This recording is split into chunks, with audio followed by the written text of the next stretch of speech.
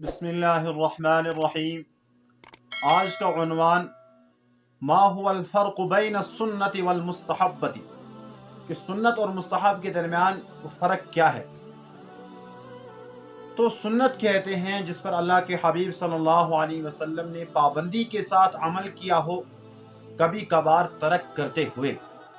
यानी अल्लाह के हबीब सल्लल्लाहु अलैहि वसल्लम ने हमेशा उन पर अमल किया हो और कभी कभार उनको छोड़ दिया हो, इस नियत से कि इन सुन्नत का दर्जा वो फ़र्ज़ और वाजिब के हुक्म में नहीं है।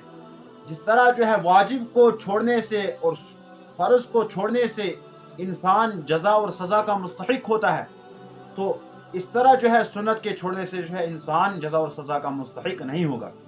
लेकिन सुन्नत के छोड़ने की वजह से अल्लाह के हबीब सल्लल्लाहु अलैहि वसल्लम की तरफ से मलामत होगी, नाराज़गी का इजहार फरमाएंगे और अल्लाह के हबीब सल्लल्लाहु अलैहि वसल्लम उस शख्स की सिफारिश नहीं फरमाएंगे जो सुन्नतों पर अमल न करता हो, जो सुन्नतों को छोड़ देता हो।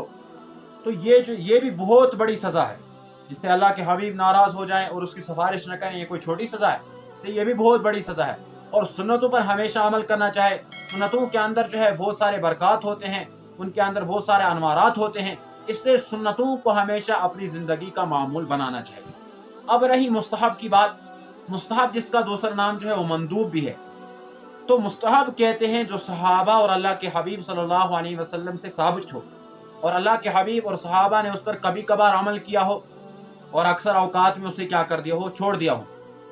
अब मुस्तहब का हुक्म यह है कि मुस्तहब को छोड़ने की वजह से इंसान न तो उसको जज़ा होगी, न सज़ा होगी, और न ही अल्लाह के हबीब सल्लल्लाहु अलैहि वसल्लम की तरफ से कोई मलामत होगी, कोई नाराज़गी का इजहार होगा। मंदूब को छोड़ने की वजह से न जज़ा होती है, न सज़ा होती है, और इसी तरह जो है न नाराज़गी का इजहार होता है अल्लाह के हबीब की जानिब से।